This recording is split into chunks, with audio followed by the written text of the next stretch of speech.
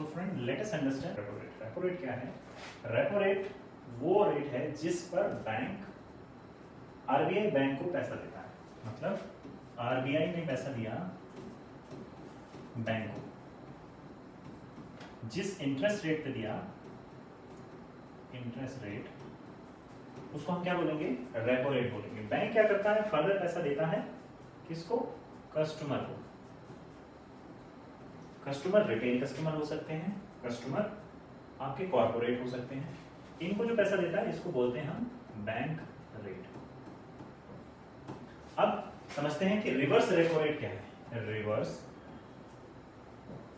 RR लिख देता हूं मैं रेपो रेट को, reverse repo rate. Reverse repo rate का मतलब है बैंक, जब बैंक के पास एक्स्ट्रा पैसा होता है वो पैसा जमा करता है आरबीआई में। आरबीआई में अगर बैंक ने पैसा जमा किया, आरबीआई को पैसा जमा करके रखा, तो आरबीआई बैंक को इंटरेस्ट रेट देता है। इसको हम बोलते हैं रिवर्स रेपो रेट। सो रेपो रेट आपने समझा, रिवर्स रेपो रेट आपने समझा।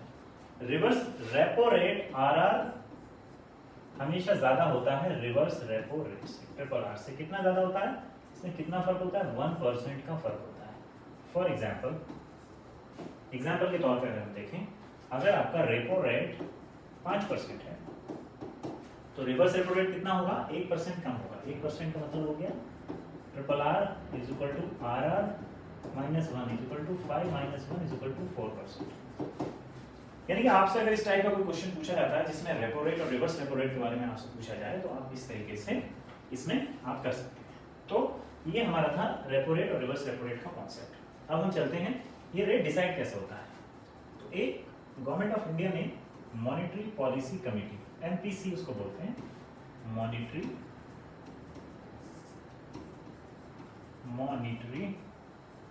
पॉलिसी कमेटी,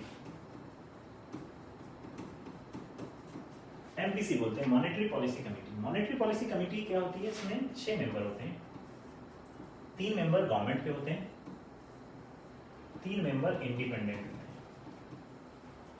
ये अगर कोई डिसीजन देता है, डिसीजन कोई टाई होता है, तो फाइनल डिसीजन गवर्नर अपना वोटिंग, गवर्नर अपना फाइनल वोटिंग करता है। गवर्नर के हिसाब से मॉनेटरी पॉलिसी डिसाइड होती है। तो मॉनेटरी पॉलिसी कमेटी, मैंने जो आपको बताया, मॉनेटरी पॉलिसी कमेटी डिसाइड करती है कि रेपो रेट कितना रखना है और रिवर्स रेपो रेट के हिसाब से रिवर्स रेपो रेट डिसाइड होगा। अब रेपो रेट क्या? अगर मार्केट में लिक्विडिटी बढ़ानी है, पैसा बढ़ाना है, तो हम क्या करते हैं? रेपो रेट को कम कर देते हैं। रेपो रेट को कम कर दिया अगर आपने, तो आपका मार्केट में पैसा बढ़ जाएगा। मार्केट में पैसा जब बढ़ता है तो क्या होगा? लिक्विडिटी बढ़ जाएगी। लिक्विडिटी बढ़ेगी जब, तो मार्केट में क्या होगा? इन्फ्लेशन बढ़ जाएगी, इन्फ्लेशन इंक्रीज हो जाएगी। अब मॉनेटरी पॉलिसी कमेटी क्या करती है? मॉनेटरी पॉलिसी कमेटी का मैंडेट है इन्फ्लेशन को कंट्रोल रखना, इन्फ्लेशन कंट्रोल। इन्होंने टारगेट डिसाइड किया है कि इन्फ्लेशन कितना रखना है? 4% प्लस माइनस 2। ये टारगेट मॉनेटरी पॉलिसी कमेटी ने बना के रखा हुआ है। ये टारगेट उनको अचीव करना होता है, ठीक है? ये आप ध्यान रखें।